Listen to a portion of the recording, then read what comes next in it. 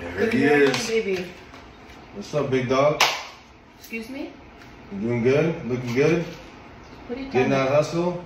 What are you talking about? Rent is due in 2 days, so I'm gonna need that. No, you're paying rent. Woo woo! Get after it. Did you? Whoa, whoa. You're a good man. Get back here, babe.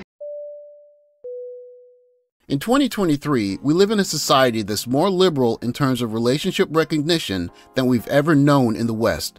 Formal recognition of more varieties of relationship formation, if not already, will soon be here.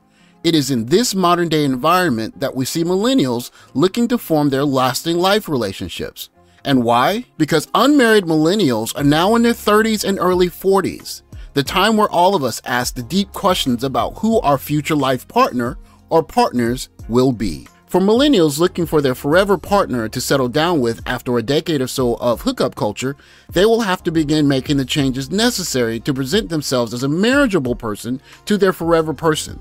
In modern day culture, it presents itself in a very interesting and new way. What's your body count? Body count doesn't matter. What's your body? Oh my God. Okay, I'll answer for you since you're gonna not answer. It's 73. Rude. And very presumptuous of you. Why is it rude if body count doesn't matter? From Mashable.com, Anna Eovine writes, daters want to leave body count stigma in 2023, eHarmony says. Singles share their New Year's sex solutions in eHarmony's latest Dating Diaries report. Among participants' sexy New Year's resolutions were eliminating body count stigma. Most, 67% of singles, don't plan on asking their new partner how many people they slept with, and only 24% think the number actually matters. Millennials are prioritizing strong relationships, nearly half. 49% want a healthier relationship in 2024. 27% of millennial singles wish they had been more proactive with a crush in 2023. For millennial women who have spent a decade plus participating in hookup culture, it is body count that is the first impediment to a long-lasting, deeper relationship like marriage. But there are also other impediments about marriage itself that remain. Stigmas like this. I'd rather a man leave because I'm looking for a man who has sexual discipline, who can go periods of time without having sex. So if in the beginning I'm not comfortable giving him sex and he's saying I'm going to go get it from someone else, thank you so much for showing me your true colors in the beginning so I didn't have to waste 5 or 6 years with you. After divorce and possibly financial difficulty and losing their kids, there's little that worries men about marriage more than being in a sexless one.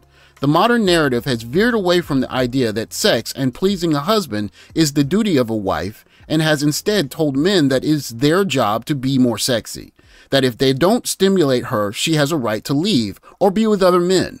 Horror stories of men in sexless marriages for decades have overtaken this narrative. It is these stories that are the real narrative now. In the wake of this, a growing chorus of white women are speaking louder in unison with these horror stories, possibly because these white women are quick to see what is at stake if their men give up on marriage. A marriage without sexual intimacy is just a friendship. We get married to be lovers. We don't get married to be roommates or just friends. Sexual intimacy is a bonding experience between the two of you. It's meant to bring you closer together. It is the only thing that just the two of you get to do together, and it's...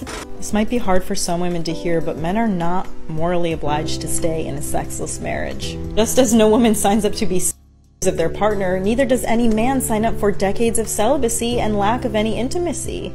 We have to understand that loyalty is about more than just physically committing not to sleep with someone else. It's about committing to the marriage vows that you took. This is a sensitive topic that I think a lot of women get wrong. Being intimate with your partner should not be looked at like a chore. Being intimate with each other is necessary to maintain the bond. And I just think that it's dangerous territory to expect a man to be okay with a sexless marriage. To the cynical person, one would say that the growing number of women speaking on men's issues is a money grab. To a certain point, this could possibly be true.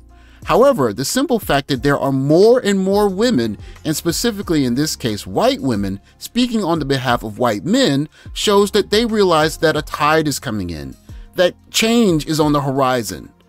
The Happy Wife School released a video called Why Men Need Sex or Sex is Mandatory. It got almost 500,000 views in a week. If you listen here, you can understand why. Sex is how your husband feels loved and respected. Your husband is not a woman. He is a man. And sex is incredibly important to a man, and it's where we miss each other. If you ask a good man, what are the top 3 things that are most important to him in a marriage and in a relationship, sex is going to be number 1. So we have to understand it as women that sex is incredibly important to men, and we know that. That's why we use sex as a weapon. What Karen does in this short 7-minute video that resonates with 500,000 people is to take the demonization of married men wanting intimacy and challenge the very principle of it. We have long heard that sexless marriages are because men aren't doing the work. Here, she challenges women to do their part as wives, a narrative that we've not heard in our generation. But you have to understand, when you chose to get married and you made vows and you made a commitment to your husband, you took on the role and responsibility to have sex in your marriage and enjoy it as a part of a healthy relationship.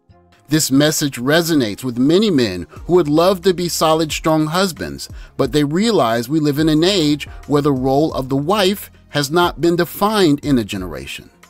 In her most recent video, she speaks of being intimate with your husband is like baking.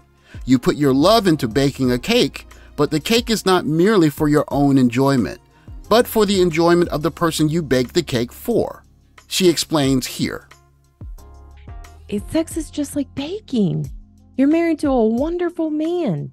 Why wouldn't you do the work on yourself to open up, to get rid of the complexity around sex, all this that you've made it, to just open your heart and learn to enjoy sex for yourself, and then share that with your husband and he gets the benefit. It's just like baking. Why wouldn't you want to share that with the person that you say you love the most? It is understandable that men are skeptical of women that speak on their behalf, especially after decades of media speaking of the ills of men. However, the growing number of women speaking on the behalf of men and on the behalf of traditional roles in marriage is to be noticed, as millennials are now looking around and trying to figure out marriage. And in this climate, there are more and more men losing interest in the institution.